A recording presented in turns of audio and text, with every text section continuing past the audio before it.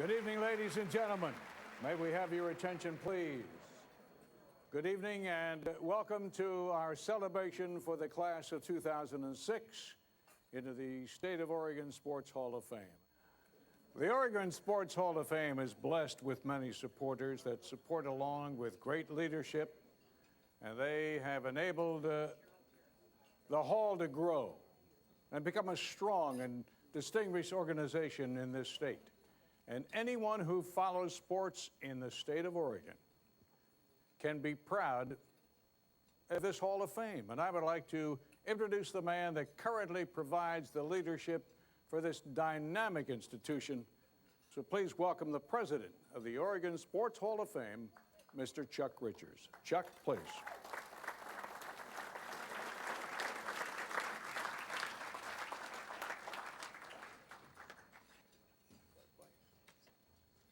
Good evening, and welcome to our 27th induction ceremony. Have any of you been here for all 27?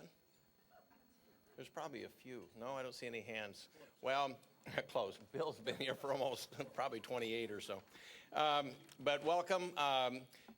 This is a very special evening every year for the Oregon Sports Hall of Fame. And this year, the selection of the 6 that will be inducted really exemplifies the excellence of sports in Oregon. And it's truly an enjoyable evening, and I think that you will not only enjoy the stories, but the response that the various inductees make to Bill's questions, and so you can just kind of sit back and enjoy yourself. I would like to thank and recognize a number of people that help make this possible, as well as our entire year possible. We have Les Schwab Tires. Is Dan Kiley here? Les Schwab. Dan.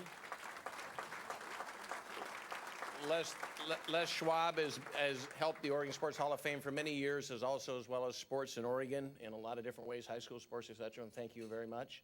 Standard TV and Appliance, they help us every year also, and they make possible, along with Les Schwab, this event to be televised. That will be, I believe, a 1-hour length telecast right before Game 1 of the World Series. That's correct. And so thank you, both of you. And is anyone from Standard here? Yeah, right here. And this Mr. Liotta right there. Okay. That's great. Yeah. Thank you. I visited the Beaverton store the other day and didn't see Bill in there hawking dishwashers, but I was surprised. And I want a special thank you to the Standard Insurance Company, who is our landlord and has been for probably 20-some years. And they just do a great job of taking care of us. We're located between 3rd and 4th on Salmon. And come visit us sometime. It's a great facility. You'd be enthralled with the memorabilia, the stories, the people that have been inducted. So come visit us sometime there. The Multnomah Athletic Club has been our gracious host many years for this event. Linda Marshall, the club president, is here tonight, and maybe you have other representatives too, but Linda, why don't you just wave? Thank you very much for what you do for us. And this evening's set was provided by Northwest Rugs, and I didn't know they sold furniture, but they do, and the rug too. So we appreciate that. I'd like to introduce the board of directors for the Hall of Fame, and maybe you could stand up as I announce your name, if you would. Scott McTarnahan. Scott here? Scott, I'm sure, is here. There he is. Greg Hitchcock. Karen Whitman. Thanks, Karen. Drew Mahalik. Paul Alati. Saw Paul earlier. Chuck O'Rourke. Is Chuck here tonight? I don't think so. I think he's golfing down south. He leaves for the desert early, I believe. So they do a great job, and I really appreciate all their support, and they help make this evening certainly possible. Also, Oregon Sports Action, headed up by Jack Elder, who's been essentially our acting executive director for the last several months, has provided a lot of financial support and support in so many other ways. And thank you, Jack, and your board. Appreciate that. This event wouldn't be possible without our master of ceremonies on a world-class level, Mr. Bill Schonley here that gets the job done. And for a few of us in the crowd, we especially like the term bingo, bango, bongo. For those of you, that's inside joke. And Jeff Schrum, does the production for the telecast. And so when we see this in a month, it'll be Jeff's work, and he does a terrific job for us. Carrie Duffy, I want to thank you. She's the event organizer, primarily sort of behind the scenes. She's the State Games executive director. But Carrie, thank you. I don't know where Carrie is. She's probably cooking the meal in the back or something. And John Herman, right down here in front, thank you very much for what you do for sponsorships. Scott McTarnahan is going to come up a little bit later, but congratulations to all the recipients of the McTarnahan scholarships, and thank you, Scott, for your work and your committee's work to make that happen. I want to introduce Mike Rose. Mike Rose is our new executive director of the Oregon Sports Hall of Fame and Museum, and just hired 3 months ago. So Mike, where are you? There he is, over in the corner. And I think a number of you know Mike.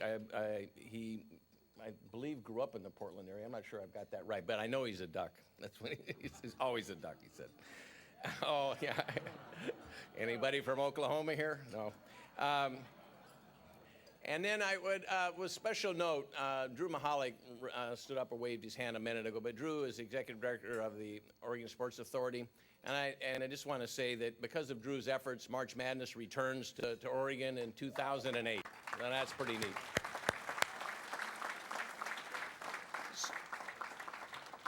So that's all I have to say, but enjoy the evening, and congratulations to the inductees. It's well-deserved, great stories, great athletic histories, and it's just great to have you as part of Oregon, and we have a rich history here. Tonight's the night to celebrate it. So enjoy. Thank you. All right, Chuck. Thank you very much, Chuck. The Friends of the Sports Hall of Fame appreciate all that you do. Ladies and gentlemen, good evening, officially, and welcome to the 27th induction ceremony of the State of Oregon Sports Hall of Fame. It is only fitting as we celebrate our sports heritage that we bring tonight's ceremony to what some call the birthplace of Oregon sports, right here in downtown Portland, here at the Multnomah Athletic Club. In 1891, the MAC Club was formed by a group of 26 football players, and it has evolved and become a social and athletic lifeline for nearly 20,000 members, as most of us know. And tonight, the Oregon Sports Hall of Fame is pleased to continue its preservation of Oregon's athletic character and its integrity. We induct the class of 2006, and they are a group of world-renowned honorees who have achieved a level of distinction that few will ever attain. And I look around here tonight and I see many who have lived and excelled using lessons taught by sports. So when I call your name, would you please stand so we can recognize some of the greats in Oregon sports. First of all, it was inducted in 1984, the fourth year of the Hall of Fame. This athlete represented Oregon's dynamic sport of softball. She's out there tonight, competed in 9 World Softball tournaments, and was listed by Sports Illustrated as one of Oregon's 50 greatest sports figures of the 20th century and named to the National Softball Hall of Fame. She is a delightful lady. Would you welcome again Margaret Dobson? Margaret, where are you? Margaret, right there. I love you, dear.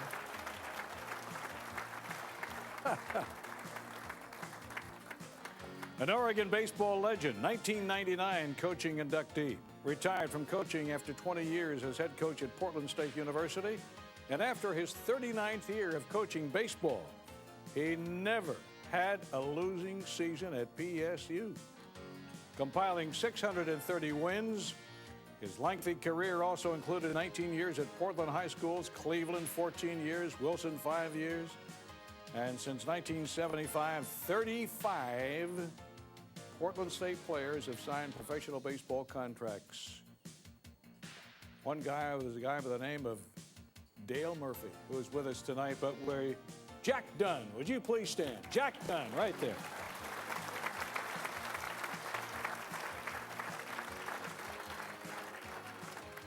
This three-sport athlete in high school and college was inducted in 1987 in the sport of basketball. Was a 1965 Helms Foundation Basketball All-American and leading scorer of the Pac-8 in 1965. In baseball at OSU, his three-year batting average was a very respectable .345, and in his senior year won the Buzz Randall Award for Outstanding Athlete at Oregon State. Jim Jarvis. Where's Jim? There's Jim, right back there.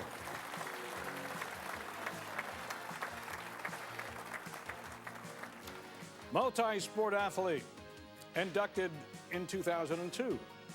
A three-sport athlete at Cleveland High School, gaining all-city recognition in football, basketball, and baseball before becoming a Duck. At the University of Oregon, he earned varsity letters in basketball and baseball. He served as head baseball coach from 1970 until 1981. A great guy. Mel Krause. Mel?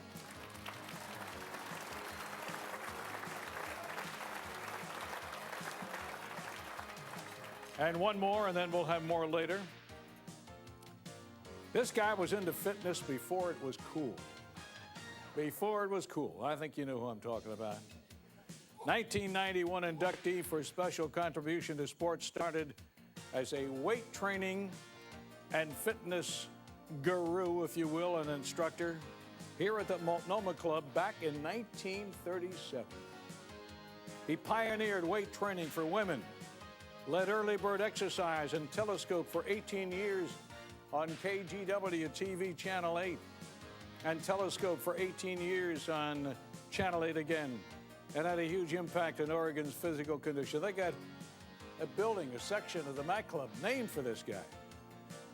Joe LaPrenzie. Joe, my guy. God love you, buddy.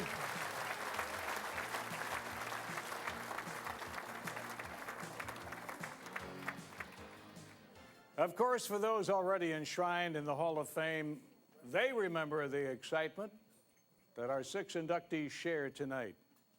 It is an honor to be a part of the 2006 induction class, but we all realize that this year is a milestone for another reason. This state is proud to call 2 groups of young men homegrown heroes.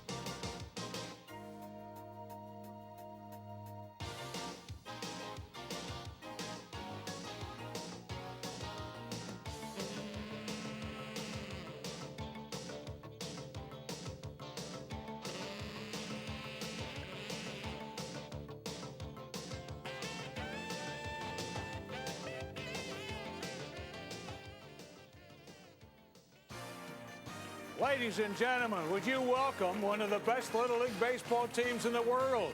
From Beaverton, Oregon, the Murray Hill Little League baseball team, right here.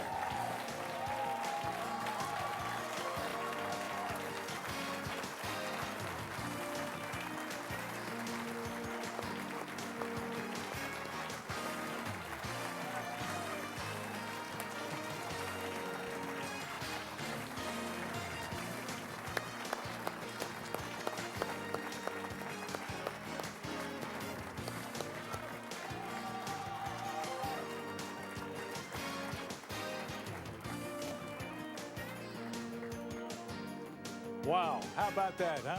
For a nice surprise, all these young men are here today, and their coach and mentor, would you please welcome Jeff Keller right here. Coach Keller.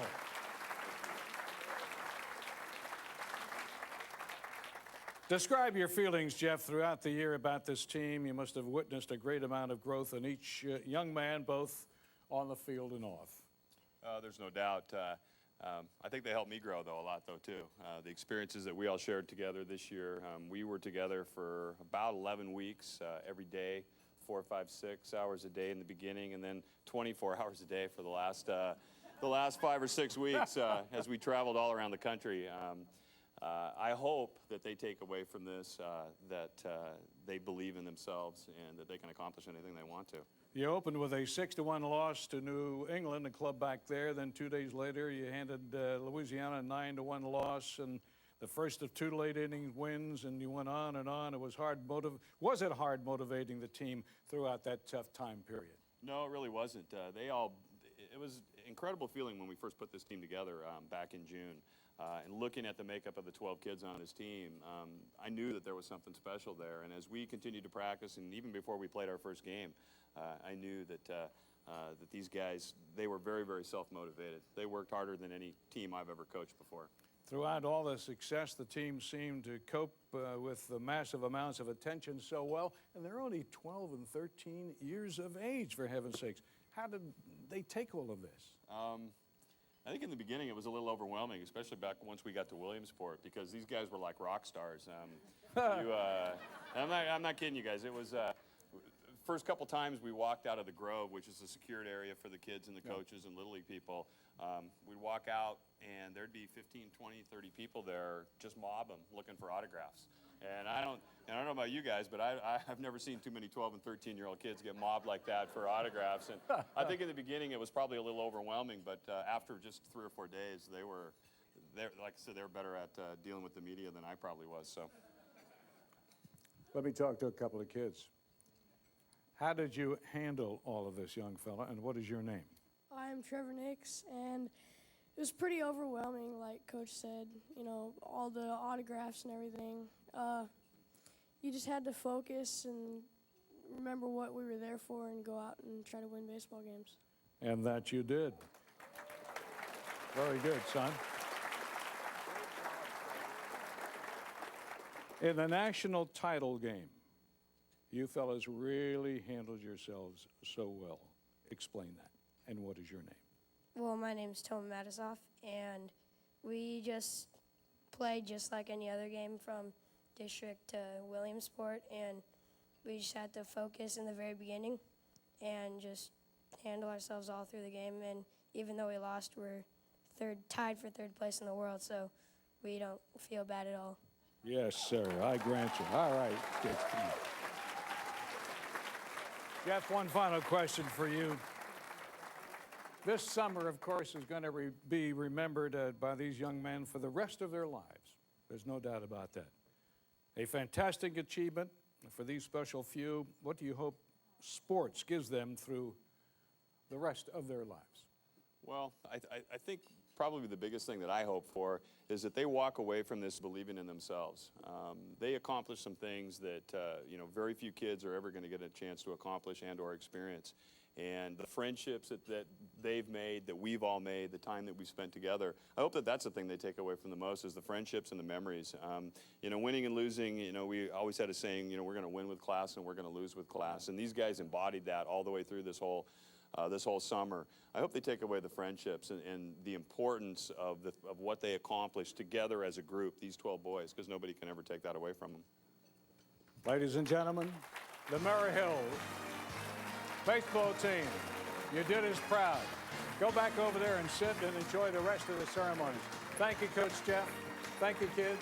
Thank you, everybody. Wow.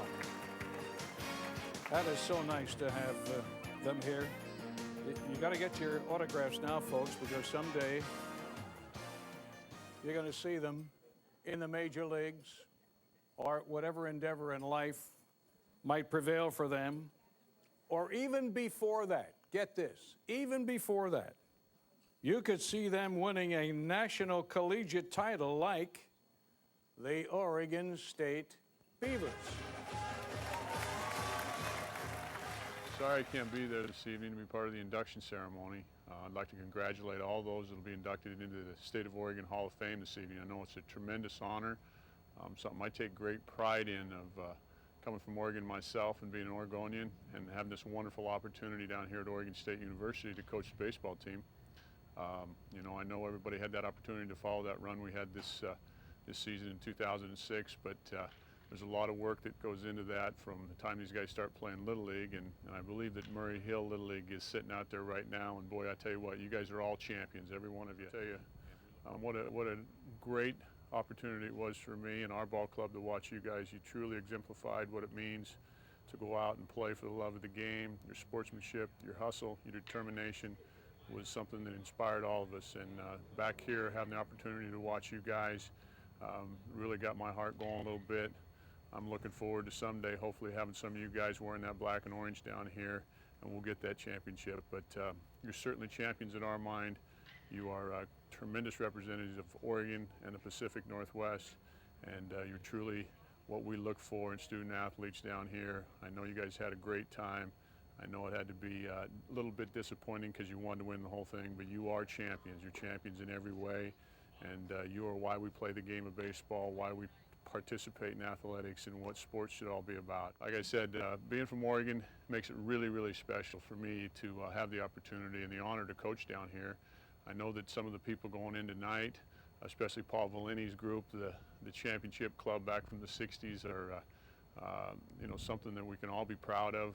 I came to Oregon State in the fall of 1994, and he's one of the first guys that I met, and he continues to come to the office every day.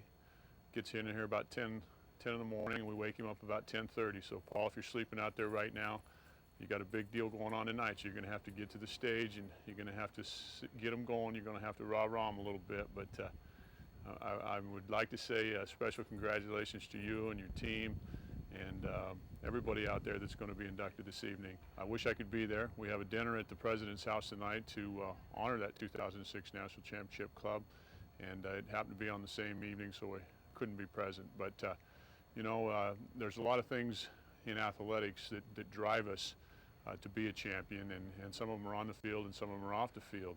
I'd like to say that the kids that represented the state of Oregon last year at the national championship back in Omaha were something you could all be proud of. I know I was honored to be the head coach and be part of a championship season, and everybody that helped coach those kids from the time they started playing in Little League, it was a part of that. So I just think that it's a special thing to be an athlete, and tonight you guys will be honored because of some remarkable things you've done throughout your career, and you'll be coming into the State of Oregon Hall of Fame, and I know everybody out there is very, very proud of those accomplishments, and you know, we look forward to continuing the great tradition we have in the state of Oregon and continuing to put the Pacific Northwest on the map.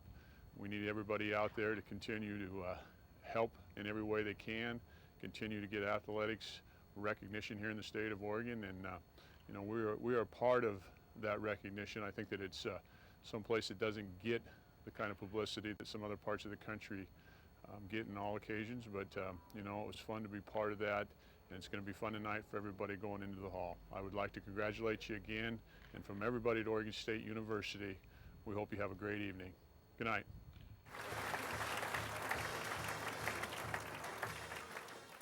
Pat was truly disappointed that he could not be here tonight, but I'm glad we were able to share his thoughts. He is a coach who cares about all aspects of his players. I hope you listen carefully, young fellas over there.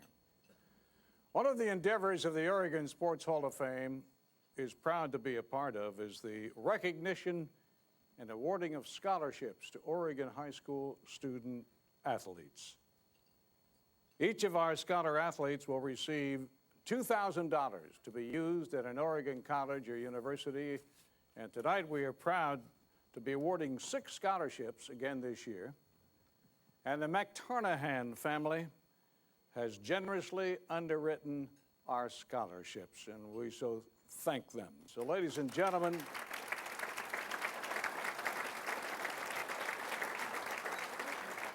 from a family who truly cares, the chairman of the Oregon State Sports Hall of Fame, Scott McTarnahan, and the Hall Scholarship Co-Chair, Paul Alati. Gentlemen, would you please come to the stage?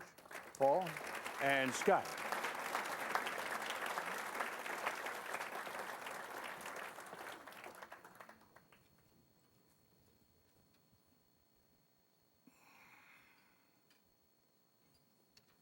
Scott.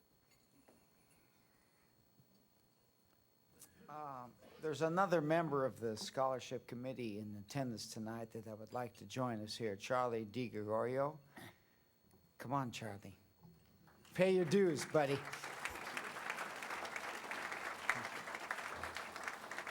My father and I decided years ago that participation in sports, with all the sacrifice, pride, and desire, and what you have to do it, is a major building block of character. Scholastics are great. They teach you how to think. Participation in sports teaches you how to act. And so we have enjoyed our relationship with the Oregon Sports Hall of Fame in funding these scholarships. Now, to be eligible for one of these, you have to be a senior at a Oregon high school that plans to attend a university or college here in the state. The hard part of the job on our committee is that all the applications that you receive, they're all winners. And you have to decide which 3 men and which 3 women are going to win. And it's a tough job. So tonight what we have are the very best of the best. All right, Scott, thank you very much. Now, these ladies and gentlemen come up on stage. We want you to stay here. Samuel Moxley. Sam played 3 years of varsity baseball, 2 years of varsity football at Bonanza High School. He received many athletic honors, including being named to the first team All-League in football and at the running back position, as well as second team All-League in baseball, and he had a 3.479 GPA, and he is attending Oregon State University to study ranch management. Samuel Moxley.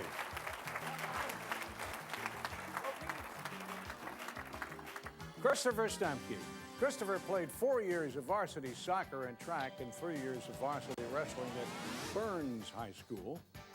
He was named team captain in all 3 sports his senior year.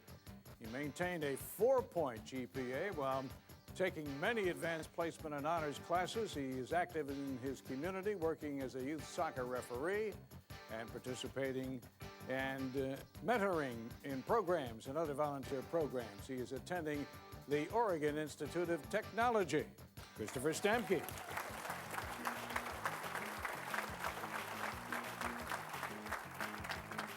Elizabeth Littlefield. Now, Elizabeth participated in volleyball and track and field at Neocani High School there at Rockaway Beach. She played 3 years of varsity volleyball, lettered in track all 4 years. She received multiple Northwest League All-Star awards in both sports. She is an active member of her church and volunteers her time at the local hospital. She maintained a 4-point GPA throughout high school, and she is attending George Fox University. Elizabeth, thank you. Ashley McKay. Ashley was a 4-year varsity soccer starter at Hillsborough High School. She also participated in track and field, as well as powder puff football. She was active in school activities and volunteered with cleaning up the roads and visiting the senior centers. And she received many academic honors and earned a 3.54 GPA, and she is attending Linfield College. And she is not here with us tonight. Melissa Stone. Now, Melissa participated in soccer, softball, track and field at Springfield High School. She was a 3-year varsity soccer player and was named team captain her senior year. She was active in student government and volunteered in a wide variety of community service activities. She graduated with a 4-point GPA and is attending the University of Oregon. All right. Thank you, Melissa.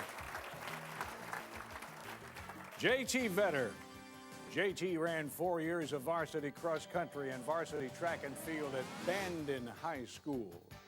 He earned all league honors in cross country his senior year. He volunteered his time at the Bandon City Library, as well as participating in programs to clean and repair hiking trails in the area. He had a 3.84 GPA and is attending Oregon Institute of Technology. JT Vetter. And JT is not here. Well, our congratulations to all of you, of course. Scott, on behalf of the Oregon Sports Hall of Fame and these fine scholar athletes, a big thank you to the McTarnahan family and to our young scholar athletes. It is the hope of all of us who are here tonight that your futures shine bright, all right? Whatever you pursue in life, dig deep and use what sports has taught you to live life to the fullest. Our congratulations to all of you.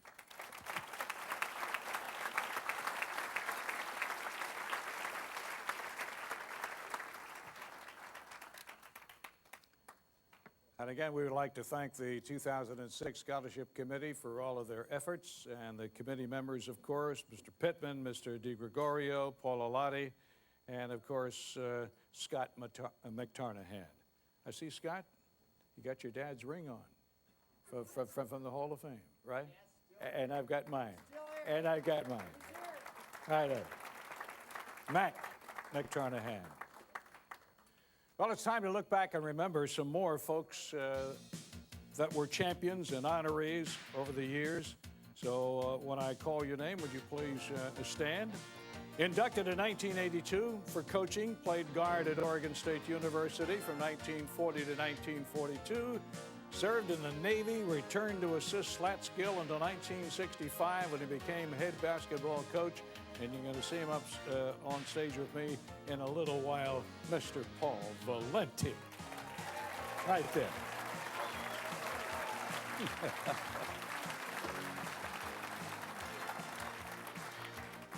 In the 6th year of inductions, that was back in 1986, he was selected in the sport of handball. He took nationals in 1972, was National Masters champion in 75 and 76. And in 1976, he won the All-Court Championship right here at the Mac Club, which included competition in handball, squash, tennis, badminton, basketball. You did it all. Mr. Jack Scrivens, right there, Jack. A good guy, a neighbor, and sometime golfing partner. An all-star in many categories. Was inducted in 1997, All-State at McMinnville High 3 years in a row. Prep All-American, 2-time All-American while at Oregon State, 3-time All-Pac-10, and he led the Beavers to 3 Pac-10 championships. He's now a restaurateur. Now, I haven't seen the guy. I hope he's here. And he's a hotel... he runs a hotel as well. Mr. Charlie Sitton. Is Charlie here? Ah, you are back there. Sorry I didn't see you. I see Charlie all the time, but I didn't see him prior to the ceremony tonight. Great guy. Masters athlete. Inducted in 2000 for swimming. She held 4 world records and 3 national records, and she has been named Oregon's Outstanding Masters Swimmer of the Year an amazing 9 times. They know her well right here at the Mac Club. Lavelle Stoynoff. Where's Lavelle? There's Lavelle. God bless you, dear. Winner of 145 amateur fights. Retired from professional fighting with a perfect mark of 23 wins and no losses. A Milwaukee native. He was inducted in 1999. Of course, that's only part of the story for this guy. Moyer Theaters, builds buildings, gives back to the community. He does it all, Mr. Tom Moyer. Tom, where are you? There's Tom right there. Great man. Portland native and Wilson High School standout. Was inducted in 1997 after playing professional baseball for 18 years. He was National League MVP, back-to-back in 82 and 83. Played in 7 All-Star games. Was awarded the Lou Gehrig and Roberto Clemente Awards for charitable work. He's done it all, and we're so happy to have him here tonight, Mr. Dale Murphy. Right over there. Dale.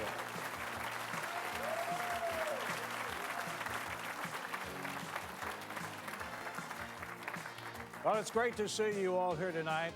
There are so many, and there are many inductees that I probably missed tonight, but we're going to continue on. We're honored, and thank you for coming tonight.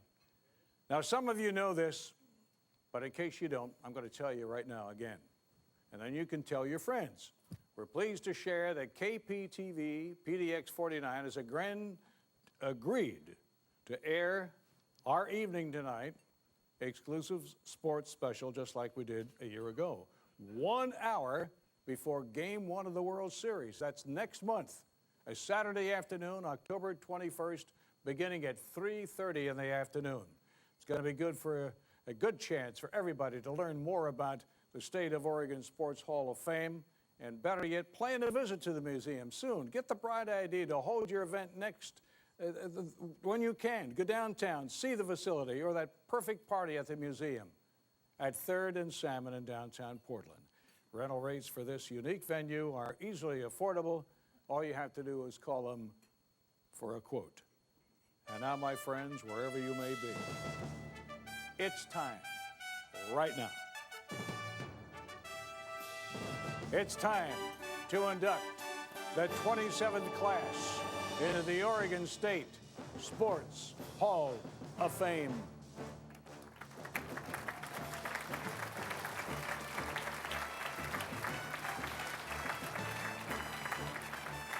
This is a group of exceptional individuals who were selected through a lengthy process of membership nomination and voting, followed by review and selection of the nomination committee and the board of directors.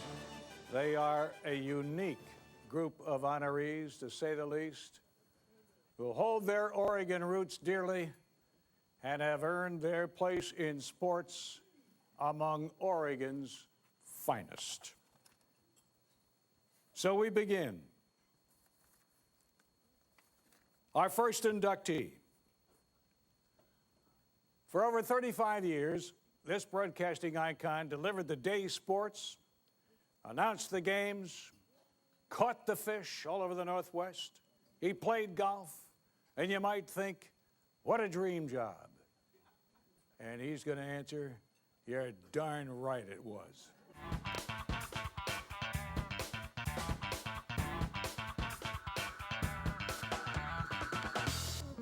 For a generation of sports fans, Doug Lemire was Oregon's sportscaster. In 35 years at KGW-TV, Lemire was the voice of choice for the day's sports news. His love of fishing and wildlife showed in his award-winning outdoor programs, and his play-by-play skills were displayed on the Sunday replays of Oregon football games. The Ducks of Oregon probably gained the state and Northwest football more converts by the Rose Bowl showing than any other team in history. Although losing 10-7 to the Big All Ohio started State in the Buckeyes. same manner of the careers of many successful sports broadcasters. Doug Lemire grew up in the Rose City, playing baseball at Benson High School and caddying for golfers at Waverly Country Club. His passion for those sports fueled his drive to cover the games that he loved. Radio was the king of media in the late 40s when Doug began his career in the Mid-Valley, then moved back home for a variety of on-air stints. The still evolving medium of television beckoned back in 1956 when Lemire joined the KGW-TV news team.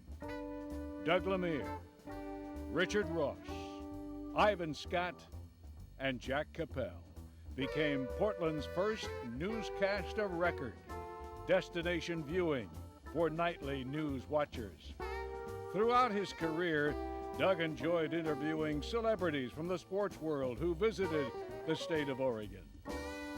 After 46 years in broadcasting, Lemire's name lives on in a unique Portland tradition, the One Club Golf Tournament, named in his honor.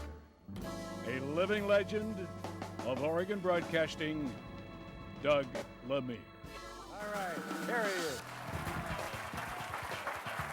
Where do you want me? Right here.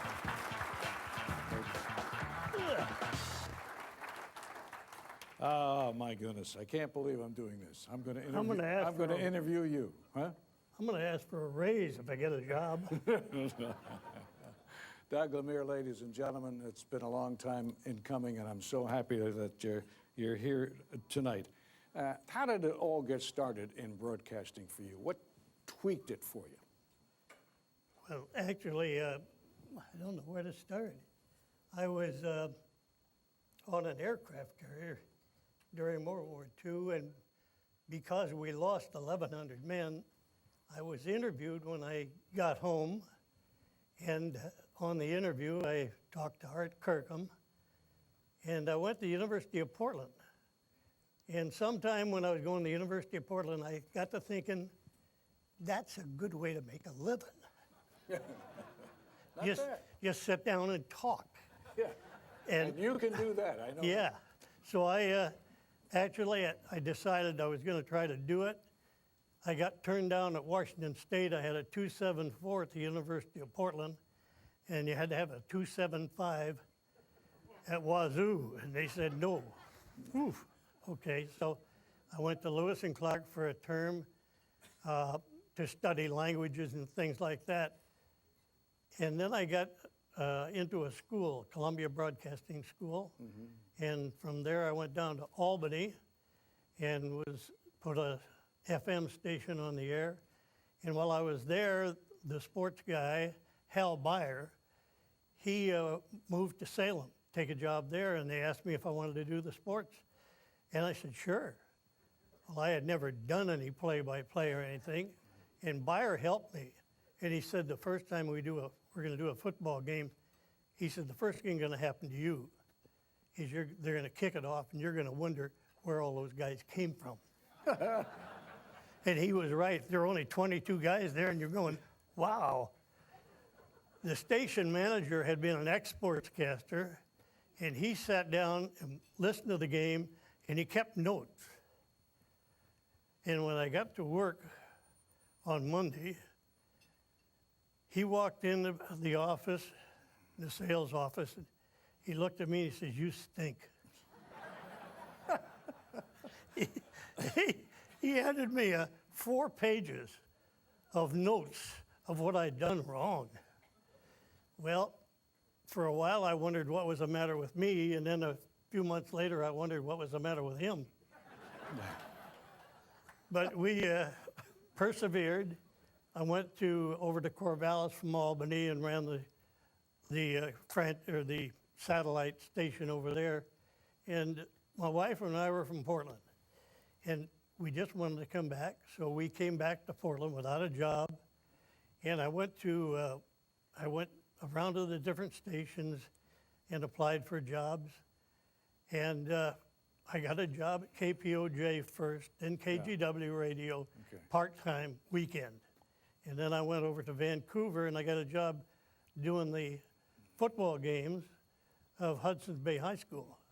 And it was there that I started basically a real career in doing football, and I also did basketball over there. All right, you are a pioneer in this state for television. How did all that begin with that great crew that you had? Oh. You, Capel, Richard Ross, by the way. Richard is Yeah. here tonight. Richard's over The here. legendary Richard Ross is here tonight.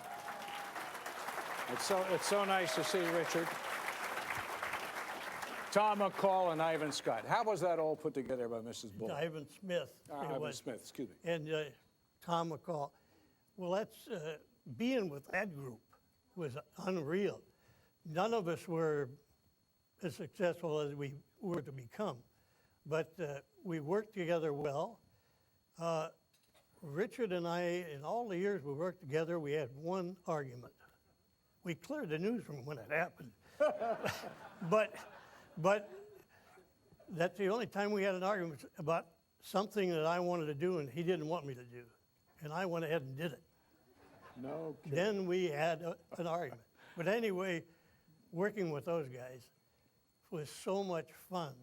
And the fellows that came down from Seattle were great talent. The production manager, the program director, Tom Dargan, and the fellow that interviewed me for the sports job, TV. I was on radio, doing radio for KGW radio. He did the interview, and at one time he said, "What's the difference between TV and radio?"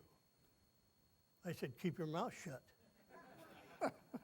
And I was a believer, and still am, to the Ray Scott School. If you can see the picture, I don't need you to tell me what's happening on there. Number 48's carrying the football, okay? That's right. I don't need all these guys talking about Notre Dame and something while I'm watching the football game. Well, you did it magnificently, Doug. Amen. I want you to stand with me right now, please. You did your craft well, and you were a pioneer. And as of this moment, Doug Lemire, inducted September the 26th, 2006, into the State of Oregon Sports Hall of Fame. Congratulations. Thank you. Thank you. Can I tell that one story? Yeah, you got to hurry. Okay.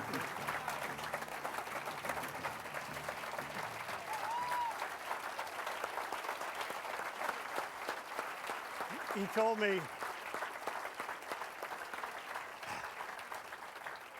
me I could continue with one word about the difference between TV and radio.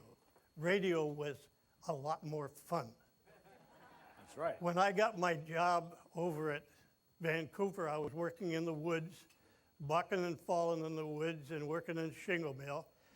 And a fellow that was working with me, Ralph York, he ran the tractor, he was a cat skinner, and like that, and I worked with him.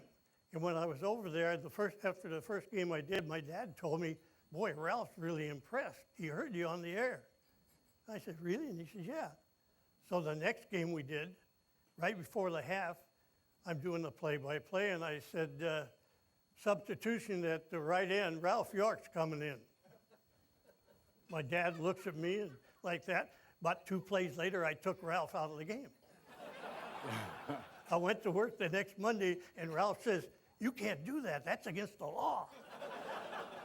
And I continued to do it. On the 4th game, I'm going up to the broadcast booth, and a fella stopped me on the way up.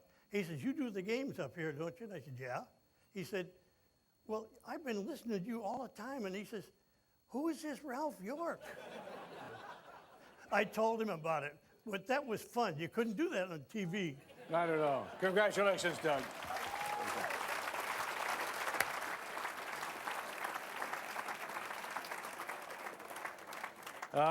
You get a radio or TV guy, they never shut up, do they? Keep on going. He knows I'm only kidding. It's great. Fishing and golf, he does it all. Our next inductee to the Oregon State Sports Hall of Fame could pitch a baseball as hard as they come. A hometown boy that still knows his roots.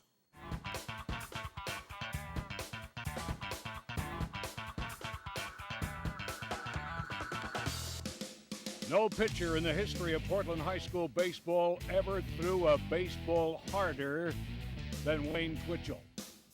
That's what they say, at least.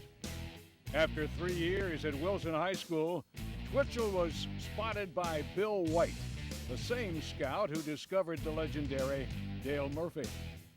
Originally drafted by the Astros, Wayne would enjoy a 10-year major league career on the mound with 5 different teams. His 1970 debut with Milwaukee was memorable. Facing the Twins, he struck out the meat of the batting order: Rod Carew, Tony Oliva, and Harmon Killebrew. Twitchell spent most of his career with Philadelphia. His best year was his All-Star year of 1973. Wayne was 13-9 with a 2.50 ERA in a career-high 223 innings pitched. 6 years later, his career ended back in the Northwest with the Mariners. At Wilson High School, Twitch was more than just a baseball player. His all-city and all-state honors extended to football as well. Now active in Portland real estate, Wayne Twitchell gives back by helping the Wilson baseball program. And for that, he was rewarded with the joy of watching the Trojans win this year's Oregon Class 4A championship. You can go home again.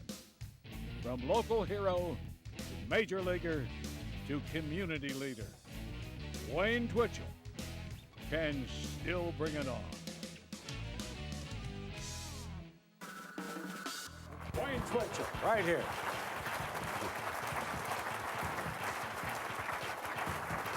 Thank you, Bill. Have a Yeah, seat. bud. Have a seat, buddy. Well, thank you. All right. Wayne Twitchell, folks. Right off the top, tell me about your days at Wilson High School. Best as you can remember. Thank you, Bill. It was a long time ago. I know. Thought I'd test you. Well, I actually, as you mentioned earlier, I played 3 sports at Wilson: football, basketball, and baseball. And Right. played football all summer, or excuse me, baseball all summer, and then actually in August started practicing for football season again. And I had some very understanding parents, and a sister sitting over with me tonight. If I weren't here, she probably would be, because they didn't have girls' athletics at that time in high school, to any extent. But we were a little shorthanded in the neighborhood, so she had to play football, basketball, and baseball with us. Most of the guys in the neighborhood actually played varsity sports, but she was better than they were. So. Anyway, I remember participating in 3 sports. We were mediocre in all 3, except basketball. And actually, our senior year, I believe, we were the first basketball team to score 100 points in Oregon high school history with a running clock, which meant if the ball went out of bounds or out of the gym, out the door, or whatever, the clock kept running. And actually, our last game, we scored 100 points against Benson High School. And we were picked to run away with the state tournament and lost the first 2 games and were eliminated. Anyway, but what I remember most about Wilson High School was my experience in high school were the coaches that I had there. We were taught to work hard and be disciplined, and we'd be rewarded for those endeavors. And I think that transfers along today with high school coaches. I think that's what they try to do. And I certainly know in the back of the room here Mike Clopton, who had the privilege of helping over a 10 or 12-year period at Wilson. Those are the ideas that he tries to instill in the athletes with the Wilson baseball program, and very admirable. When did you start dreaming about Major League Baseball? Can you recall that at all? Well, actually, Bill, I had plans on going to Oregon State and playing football. My dad had started 3 years for the Oregon State Beavers, at right halfback. In fact, right halfback at the time in the single wing offense was a blocking back position. And Howard Maple was the quarterback at Oregon State at the time, and he was the first All-American from Oregon State University. Some of you might remember. And I had been successful enough at playing the game of football in high school. I was actually offered a number of college scholarships, and even though I took advantage of the University of Arizona and Arizona State's kindness in flying me down to look at their campus and talk to their football coach, I knew that I was going to be a Beaver. All right, yes. Well, my dad had been, obviously, and my cousin was playing football at Oregon State at the time, and my best friend in high school, Mark Waletich, wound up being a 2-year starter at defensive back, and that was kind of the progression I was going to take. So, but as far as baseball, towards the end of my senior year, and I thought that I might have a little opportunity. In Oregon State and the University of Arizona were 2 schools that offered me a half and half scholarship to where I could play baseball in the spring rather than spring football. And so I had signed a letter of intent at Oregon State Then the June 1966 draft came along, and I was the third player drafted in the United States. Right. And so all of a sudden, another possibility came into play.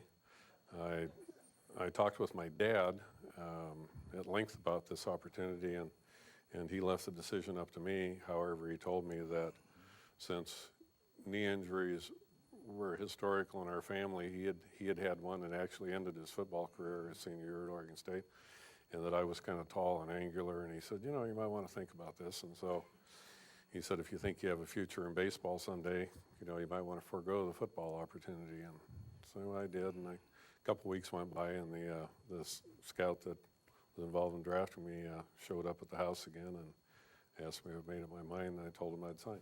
Now, you spent 11 years in the big show? 10. What was it like? Okay, 10. Thank you. Oh, we'll give you one more for the pension plan. Right. That's fine. Your years with Philadelphia, you had some great years there. I had some decent years in Philadelphia. We, Okay. let's not get carried away.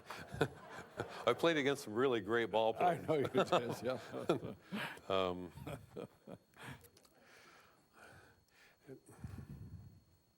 1973, I started out the season in the bullpen, and I wasn't too sure how much I was going to get to play that year. I'd played on the team the full year the year before and a bit in 1971. And we had acquired a couple new pitchers in Philadelphia, had chronically occupied last place in the National League East. And about the middle of May, the manager, Danny Ozark, walked up to me. I walked in the clubhouse, and he said, "You're starting."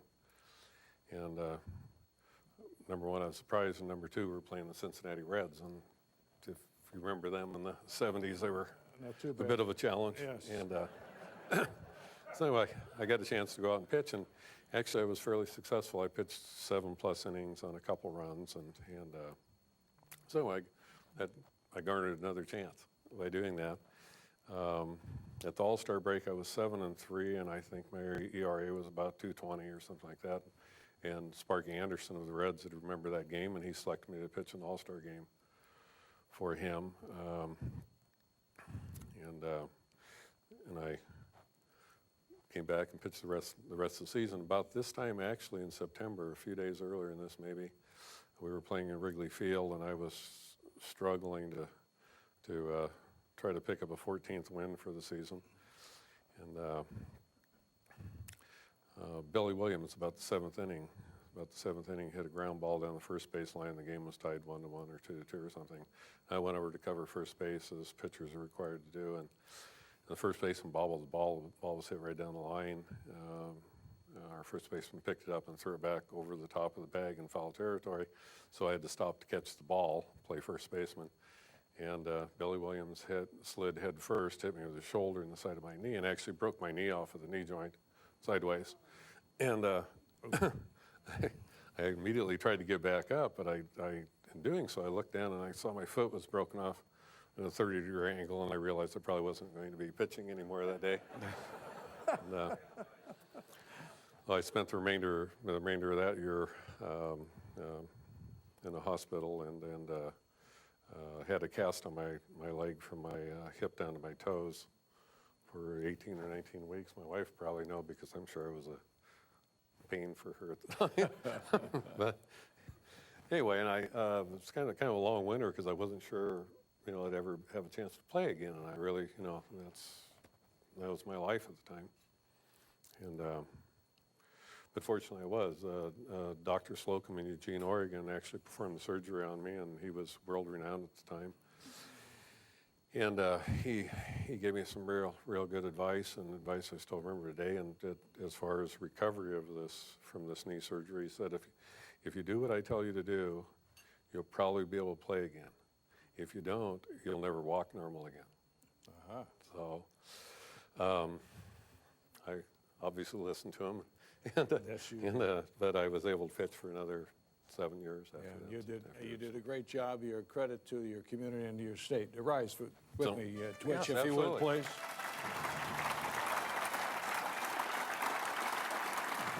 For all of your endeavors, the state of Oregon Major League Baseball And what you're doing now, you are officially inducted in the state of Oregon Sports Hall of Fame, Wayne Twitchell. Thank you. Thank you, Steve. It's for you, Thank you, right Billy. there. Oh, thank you. Pretty cool.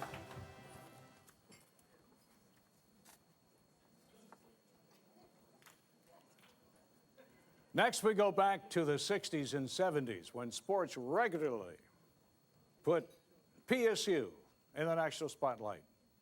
And that was, in large part, due to this Vikings' gifted vision.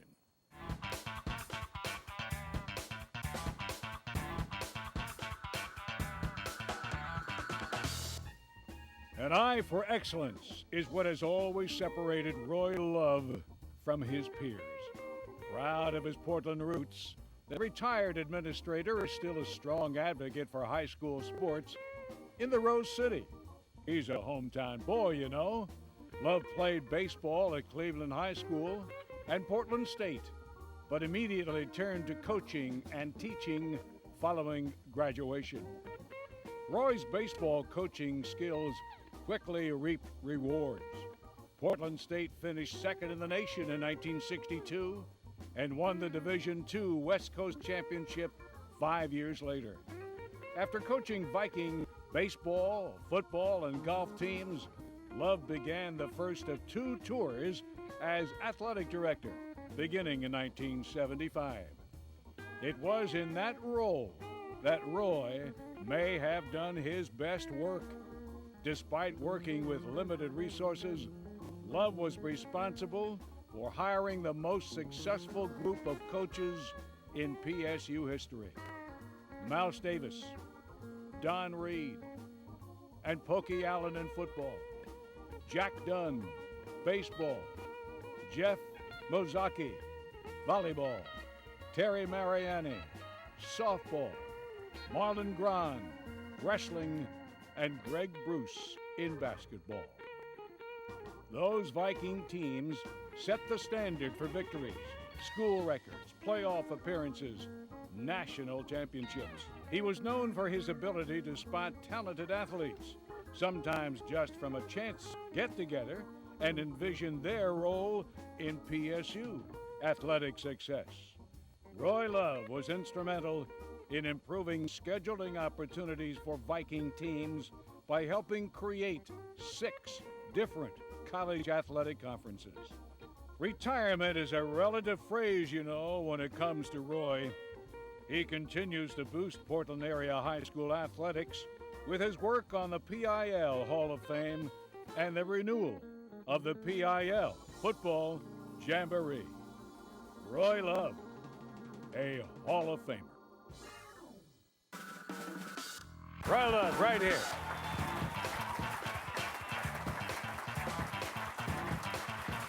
Yes, sir. Have a seat, Coach. Congratulations. Wow, where do I begin with you? What are you doing these days? Well, I'm trying to keep from being so busy, but I enjoy what I'm doing and helping with the Cleveland Alumni Association, the PIL Hall of Fame, and I live in Summerfield, and so I'm involved with the Civic Association, and I try and get a little fishing in if I can, not getting too much in. How about golf? You still doing that? Well, I see once in a while, you know. Yeah, I'm playing a little golf, Oh, yeah? if that's what you can call it. Yeah, I understand. Right. All right, you had a sensational career at PSU. Reminisce about all of that for a moment, if you would, please. Well, you know, I've been really lucky. You know, I had great teammates at Cleveland and at Selwood Park, and when we grew up, and I went to Portland State because I really wasn't good enough to go anyplace else, and I got good coaches. Ran into good coaches there. You know, Mike Tishy and Ralph Davis, and was able to coach with Sharky Nelson and some really great coaches, and I learned to coach, and I learned the importance of hard work, and then Portland State was in a growing situation, and I had the opportunity to take the baseball program when it was on its way up, and And we were fortunate to be able to play, you know, against the Don Kirsch's teams and Ralph Coleman's teams and Mel Krause's teams. And, you know, so we had Ad Rutschman's teams. So we were able to get a good schedule. We were able to get good players. And I had a tremendous support staff. We had good administrators, had good presidents, and that were supportive of, as the school grew, they felt that the athletic program should grow also, and so that was really positive. It made the job a lot easier. Had a great sports information director in Larry Sellers, and before Larry Sellers, Hal Childs. Yes. And Hal so, you know, and then it was mentioned we were able to have great coaches. We had coaches that could do the two things that I think are really necessary. One is they can recruit, and two is they can coach. How'd you find those guys as athletic director? Well, that's a good question. No, it's, you know, as an athletic director, I think if you're doing your job, you kind of figure, well, sooner or later somebody's going to leave, so you better be ready to look for somebody else, and that's what happened. You know, you look around and you feel, well, this guy can coach. You see what he's done. You talk to different people, and I don't really know how to explain it, except for the fact that you got to have a kind of a gut reaction that you know somebody's going to do the job. I always felt that you're going to hire a coach, and you're going to tell him two things. One is stay in the budget, and two is don't break the rules. And then you let him go. Well, that's good. That's good advice. No doubt about that. And you're working with young people to this day, correct? That's right. That's right. I think one of the things that I've always thought was important is that, you know, you work hard and you surround yourself with good people, and then if you can, you got to give something back. Mm-hmm. You know, if it hadn't been for the coaches that I had and the players that I played with, and all the way from the recreation departments to the high school and the college coaches, I sure wouldn't be here now. So I think if I can do anything to help the kids that are out there playing now, even though it may not be a lot, you know, I've got two grandkids that are here tonight, and they're pretty good little players, and I'm sure they're tired of hearing Grandpa holler at them all the time, but one of the things that I would tell them is that the harder you work, the luckier you get. Good advice. Good advice. Well, you are so highly regarded, and it's been a long time in coming, Roy. So would you stand with me, please? On behalf of the state of Oregon, Portland State University, on this night, September the 26th, 2006, Roy Love, you are now officially inducted into the State of Oregon Sports Hall of Fame. Thanks. That's good. That's good for you.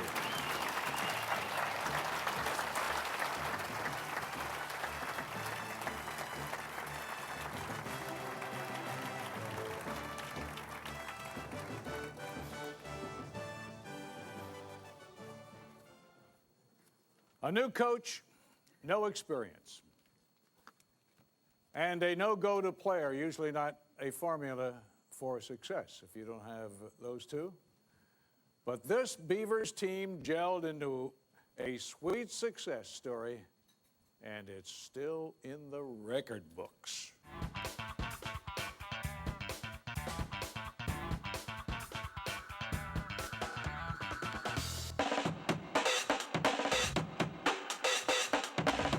They were the underdogs of underdogs. But Oregon State's 1966 basketball team was bound to spend one amazing winter, confounding the experts on a run to the Final Eight of the NCAA tournament. The Beavers were still in transition 2 years after the retirement of coaching legend Slats Gill. Mel Counts and Jim Jarvis had led the Beavers to 3 straight postseason berths and a Final Four appearance. With no star and little experience, no one expected much of this team. They were picked no higher than 5th. But Paul Valenti had a plan. Spread the scoring around, concentrate on defense. After a 1-3 start to the season, the Beavers finished December with a flourish, winning the Far West Classic and holding all 3 opponents under 50 points. That set the tone for a team that blew through the conference schedule 12-2. OSU set a school record that still stands today, allowing an average of 54.5 points per game.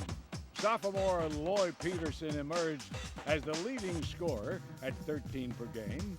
Walk-on junior center Ed Friedenberg was the top rebounder, and senior captain Charlie White, the 25-year-old community college product, held the whole thing together, winning All-America honors. The Beavers finished the regular season with a 14-point whipping of Oregon in front of a full house there at Gill Coliseum, then learned of their terrible first-round NCAA matchup. It was the Houston Cougars and big man Elvin Hayes, one of the favorites to win it all. Playing in Los Angeles, the Beavers stunned the highest-scoring team in the country, holding the Cougars 40 points under the team average and limiting the Big E to just 14. Rick Whalen led the Beavs with 24 points, and OSU had pulled the upset 63-60. Delirious and exhausted following that win, there wasn't much left in the tank the very next day against Utah. The Beavers ended their season with a loss, but the 21-7 record and postseason run earned this Beaver team a place among the best of any Oregon State sport in school history. All right, Paul Valenti and Charlie White, come on up here. Oregon State, this is your chance.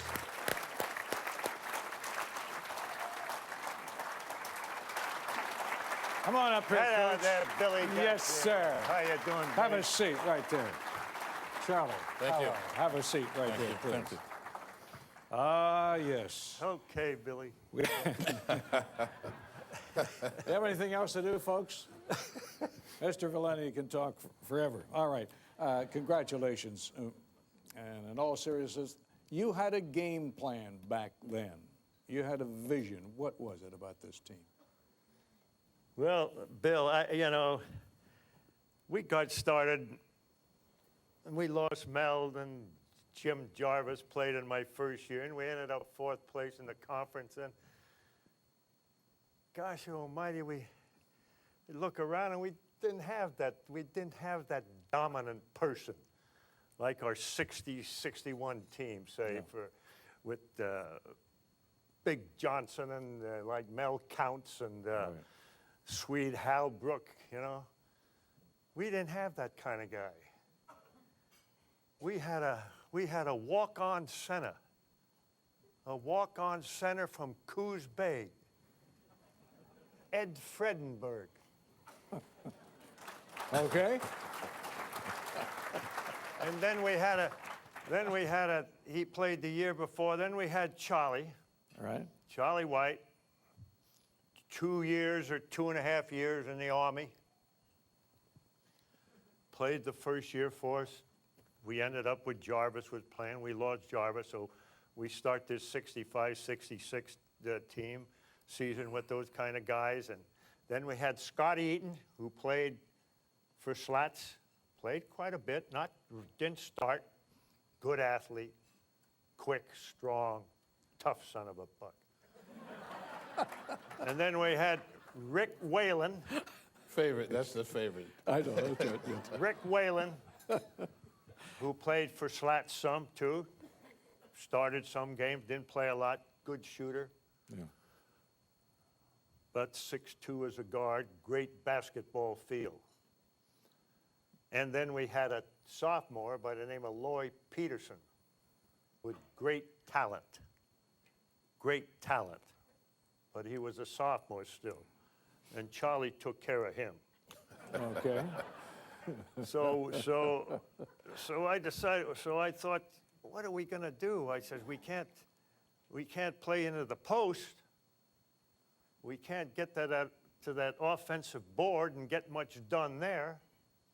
I'm not going to have Fredenberg go in there at 6'7" and waste his energy against a guy 6'10", and Charlie and him and Lloyd going in there. So I said, we're gonna give up that offensive board, and we're gonna pull people off that offensive board. Old Jimmy Anderson and I talked about it all the time. And we're gonna teach those guys or work those guys that they could play defense, man to man. And I tell you, those guys, they could play that defense. So we take away the team's break, and make them set it up.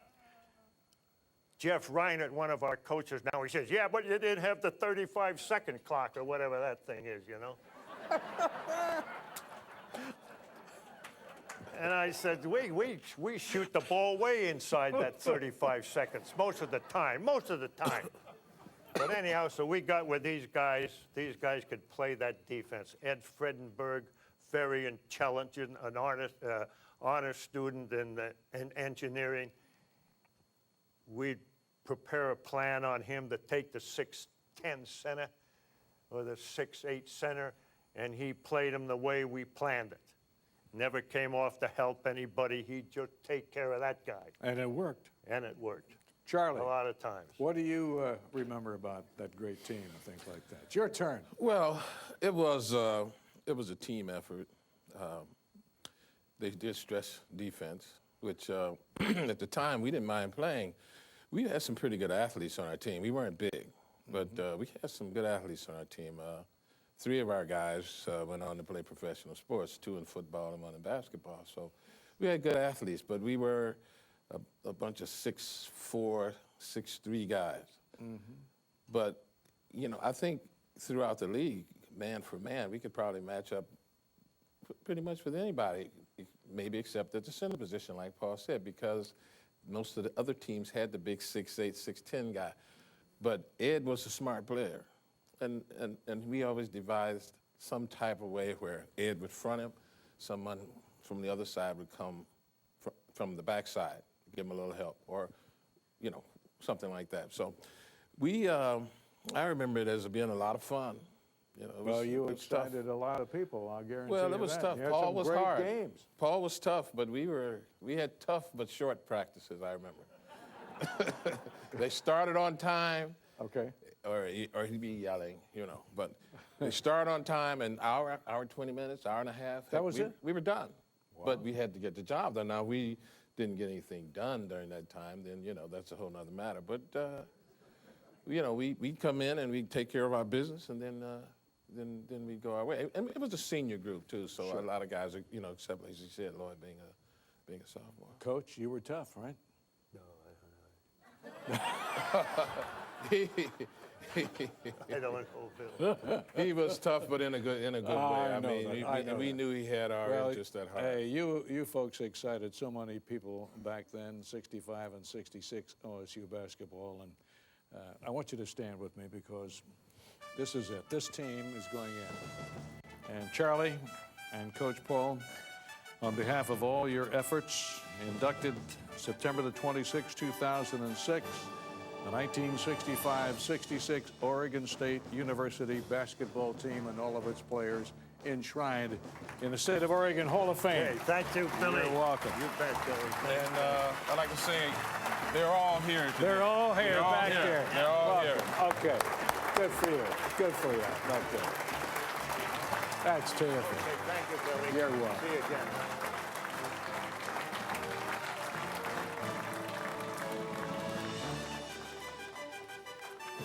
In her day, my friends, in her day, someone called it ping pong diplomacy.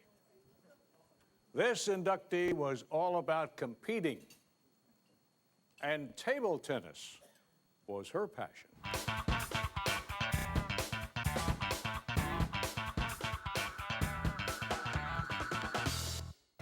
Judy Potensky could have put this designation on a business card. The youngest member of the ping pong diplomacy delegation.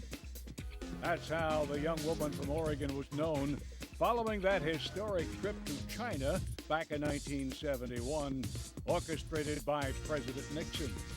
Ping pong diplomacy put Judy and the sport of table tennis on the map in the United States.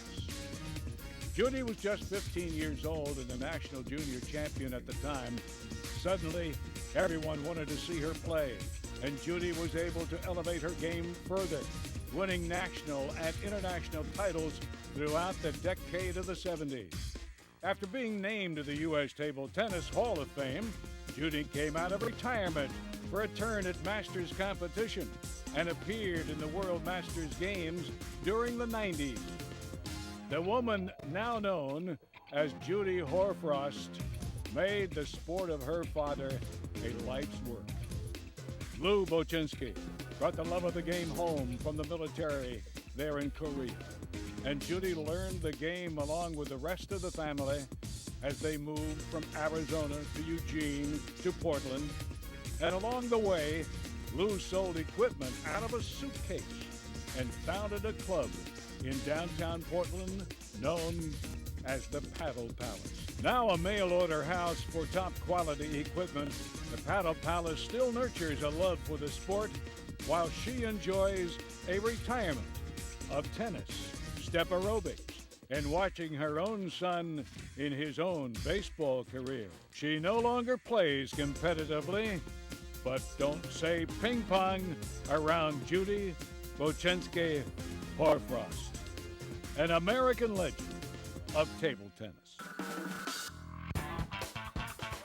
Judy. All right. Hi, Judy. How are you? Have a seat.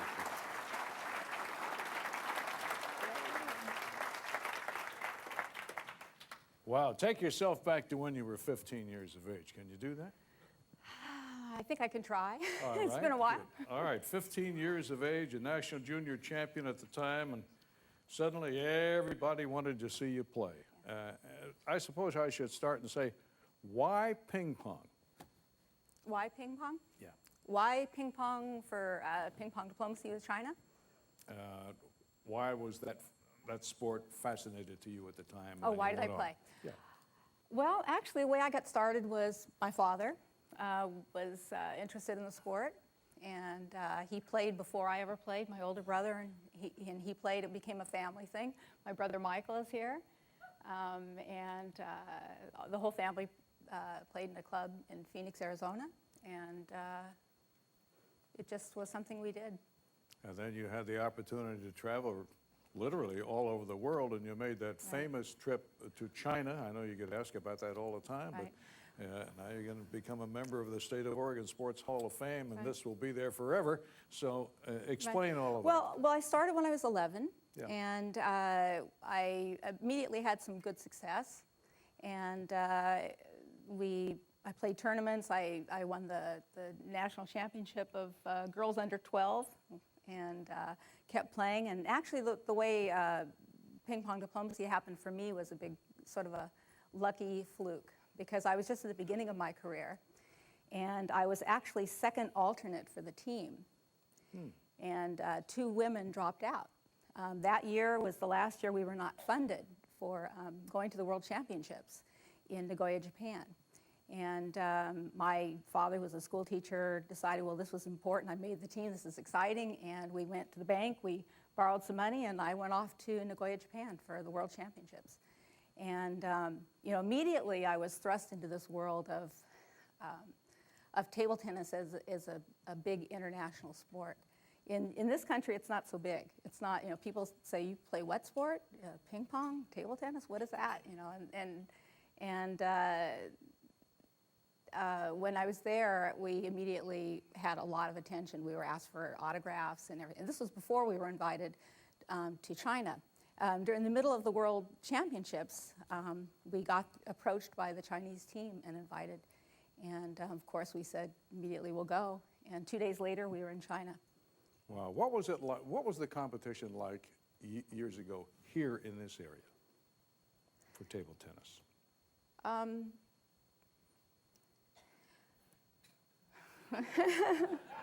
Sorry. Not very good, I guess. Right? Well, we have actually, in Portland, we have a very avid group of table tennis players and organizers. Some of them are here, and they've been working for years and years and years. And That's what I'm trying to get They've at, done a great job. Actually, Portland is one of the hotbeds of table tennis. And we have a really good interscholastic group of high schools that play against each other, and much to the thank you to Jim Scott and the board members who are here have done a lot of work on that. And sorry. It's been life's work for you, right? Well, actually, table tennis has really been a big thing for me. Once I went to China, we went. I came back from China. I kept competing, and I was just at the beginning of my career. I got to go to 4 World Championships. Right. 1971, it was Japan. 73, it was Yugoslavia. 75, it was England. 75 was India. 77 was England, and played in Cuba at an international tournament, and the Pan Am Games. And one of the mottos that I learned was, play table tennis and see the world.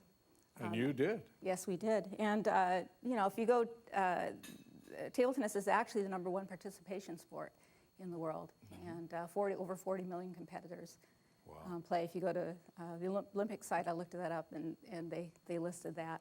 So. So I'm really happy to have been part of the sport. And well, you should have been. All that publicity at that particular time must have been overwhelming. Yeah, it was. A lot of people ask me, well, did you know when you went to China that it was that big? That it was that big. Yeah. And actually, when we're in China, it was really different. The media there was very. They stood back they kind of had a documentary style, and they just stood back, and we weren't even aware they were there. And I knew it was a big thing because some of the older folks on the team were, signing contracts with Newsweek and Time and, New York Times, all this press that they were talking about. Yeah. But I didn't really see it there. Mainly, I was just involved in meeting the people and playing the matches and learning a lot about a culture that I'd never learned about. And it wasn't until we actually left China that it really struck home. We took the train to the border, walked across the border, and then got on another train to go to Hong Kong. And that was when it was just cram-packed full of media. And you couldn't even turn around without having an elbow and a camera in your face and knocking you over and wanting to buy your film and offering you hundreds of dollars, just give me the film out of your camera. And that kind of thing. And I was actually the first person who made it back to the States after leaving China. And I flew into the San Francisco airport, 15 years old, by myself. And folks came to me and said, "Well, come along. You're doing a press conference." And okay. They didn't say, "Would you like to come do a press conference? Would you agree to do a press conference?" It says, "Come with me. You're doing a press conference." So okay. So I followed him and did and. There's all these cameras and answered all these questions and that's where it started. And the next couple of summers after we came back from China, we did tours around the country and did exhibitions. And I would go to shopping centers and take on all challengers, and people would sign up to play, and we'd play, and I'd do exhibitions with my brother, and show off a bit, and it was a lot of fun. And I really have enjoyed being part of a sport and being, part of, the community of sport. I've learned so much from just the people that I've met. Sure. And I think everybody here is involved in some sport and knows what I'm talking about. That you're you learn about life through participating. No doubt about it. I've seen my son with Wilson High School state champions team, and what it's meant for him. And, he wants to be a professional player. If there's any scouts out there, yeah. Judy, rise with me, please. All right. You are absolutely a delight and a great credit to our state and around the world. And you are now officially inducted on this date, September the 26th, 2006, to the Oregon State Sports Hall of Fame. Congratulations. You're well welcome.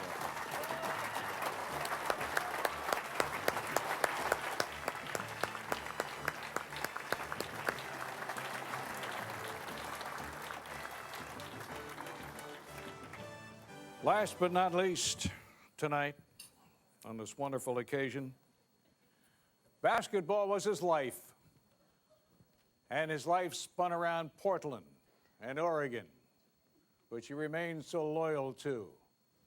This hometown point guard still dishes out the assists each and every day.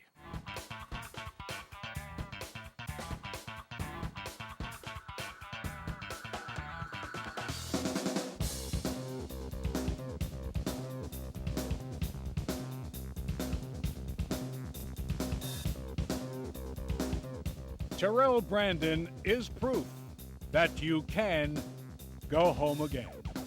This neighborhood hero from Northeast Portland is active in business and his community after a long career as a big-time player in a little man's body. Who can forget the first time they watched Brandon play the game on the courts of Northeast or in a Grant High School uniform? Brandon's quickness and sleight of hand were a marvel to watch. Terrell emerged during a golden age of basketball. From the late 70s to the early 80s, Oregon high schools were cranking out legends who went on to college stardom and the NBA. The likes of Danny Ainge, Charlie Shitten, Richard Washington, A.C. Green, Damon Stoudemire. Little Terrell would lift up the Grant Generals in the red-hot PIL rivalry with Benson and Wilson. Brandon led Grant to the 1988 Class 3A championship, then kept his game at home, signing with the University of Oregon. Brandon's success under Coach Don Monson was immediate. He set Duck records in scoring, assists, and steals. Terrell set a Pac-10 record 4 steals in one game and completely carried the team on his back in 1991, setting the school record for single-season scoring that still stands. TB averaged 26.6 points per game. After just 2 college seasons, Terrell decided to make the jump to the NBA. He was the #1 selection of the Cleveland Cavaliers, the 11th player overall selected in the 1991 draft. Over the next 11 seasons, Brandon was a take-charge leader for the Cavaliers, the Timberwolves, and the Milwaukee Bucks. He was a 2-time All-Star with an impressive career line, averaging 14.6 assists and 2 steals. Terrell was also honored by the league for his community service work, winning Sportsman of the Year honors in 1997. His mother, Charlotte, founded the Mothers of Professional Basketball Players support group. A neighborhood hero from start to finish. Terrell Brandon, the little big man. All right, Terrell Brandon, right here. My guy. All right. Have a seat. Have a seat. Ah, yeah. Is your mom here? Yes, she is. Where is she? She's Where's right there, Charlotte? right there. Charlotte. There you are. Nice to see you. I figured she was here, but I didn't see her Definitely. before. My dad's here. Oh. Charles Brandon. My sister Tracy. Oh. My brother-in-law Gene. Oh, my niece goodness. Oh, my Chanel, goodness. The whole family's and, here. Everybody. Everybody. My son Trevor. Oh, my and goodness. my friends JJ, Tim, and my girl Denise Larry's back there as well for TV Enterprises. Okay. So we all here. You're all here. That's great. That's great. Hometown lad, you have never forgotten your hometown, have you? No, I love the city. You know, this is where it all started for me. Sure. Right here in Northeast Portland, the Unthank Park, and I'm very proud of where I come from. And you know, my dad, he taught me everything about the game. So I just applied that to what he taught me and stayed in the neighborhood and just tried to put the city on the map. And you're doing so many wonderful things in the neighborhood, too. Tell me about your days at Grant High School. Oh, it was wonderful, man. My dad used to drop me off at freshman basketball practice, 6 o'clock in the morning, every morning. And I think that's where my work ethic started, right there. I became more serious. My dad told me to be dedicated to the game, take it seriously. And then I just evolved. Coach John Stillwell, you know, he taught me to be patient. And that's what I did. Played my freshman year, and we had a nice, successful season. And then that's when it started for me. Be on the varsity team, be behind Joe McFerrin and, you know, Mark West and Tony Ross, the great Tony Ross. And I was able to watch and learn how Joe McFerrin did his thing and controlled the team. And then after that, my junior year, that's when I took over and tried to put my mark and stamp into Grant history. And then as it turned out, you went down to Eugene and played for Don Munson. Tell us about your Oregon days. Tough. Don Munson, if you know about him, he was under Coach Judd. He coached Michigan State, so he was a very tough gentleman. Stayed on us, everyone consistently, which we respected because he got on the first player along with the 12th man, very consistently the same. And just going down there playing at McCourt, the great McCourt, and the fans down there, they was right on top of us every game, screaming, hollering, sleeping outside in tents, getting ready for us to come and play. And, you know, going, you know, to the graveyard across the street, you know, you know about that?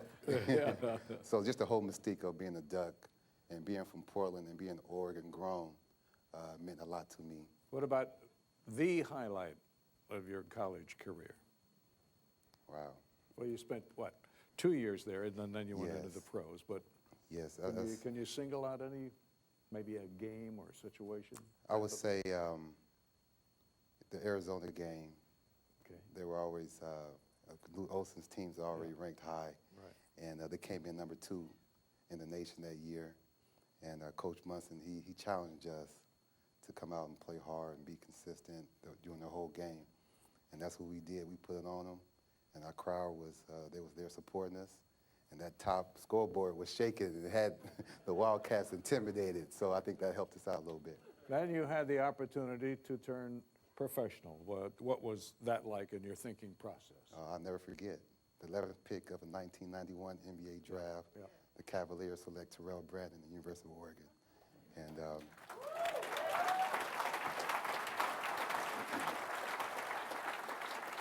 yeah, when David Stern said that, it was just the emotions of, you know, my parents, having a father and mother at home, teaching me, my sister Tracy, how it is to, you know, grow up in a society, any society.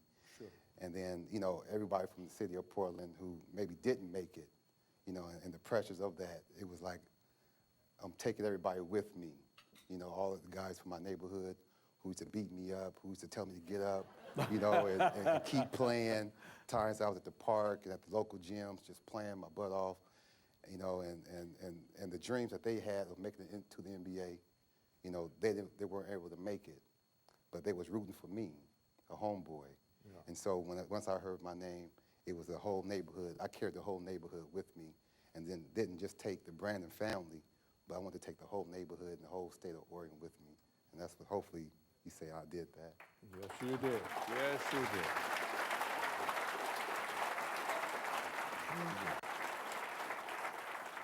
It must have been very difficult for you the last couple of 3 years because you were injured. You couldn't play like you wanted to. Tell us about that. You know, it was as a competitor, but I've been hurt my whole life.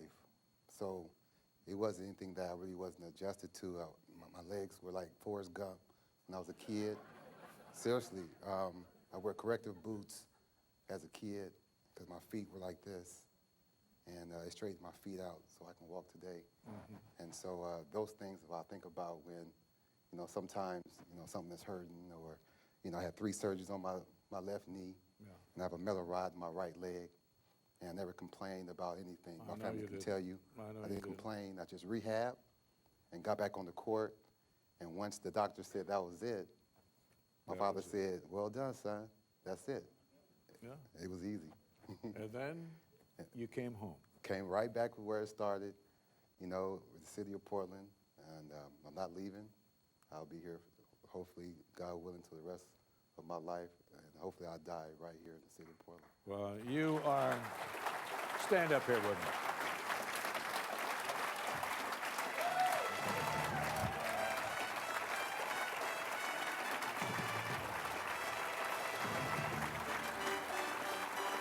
Terrell Brandon, you are a gentleman and a scholar. You've done it all for us. You've excited so many people. You are a credit to the world of sports and to your hometown and to your state. And on this night, September the 26th, 2006, Terrell Brandon inducted into the state of Oregon Sports Hall of Fame. Your state. Thank you. There you go.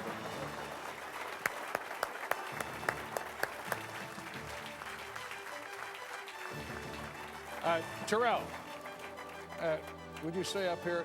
All the inductees, would you just come back up on stage for a moment or two, please, for some pictures? I meant to do that before. Twitch, just come on up, and all the rest, Roy, Judy, please come up so we can get a class picture, if you will, please. Here comes Judy. How about this class? Come on there, Paul. Absolutely. All the inductees tonight. Yeah. Yeah, come on, the team, the Oregon State team. Get up on stage here. We'll get a picture somehow, everybody. Doug.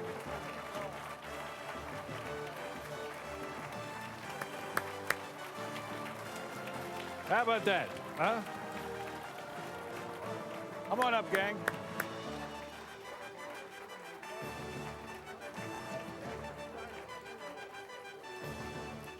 Can't get Lemire and Valeni to stop talking over here. It's incredible. We want to take a picture. Get over there with your team there, buddy. Attaboy. All right, one more time, ladies and gentlemen, the class of 2006 State of Oregon's Sports Hall of Fame, right here.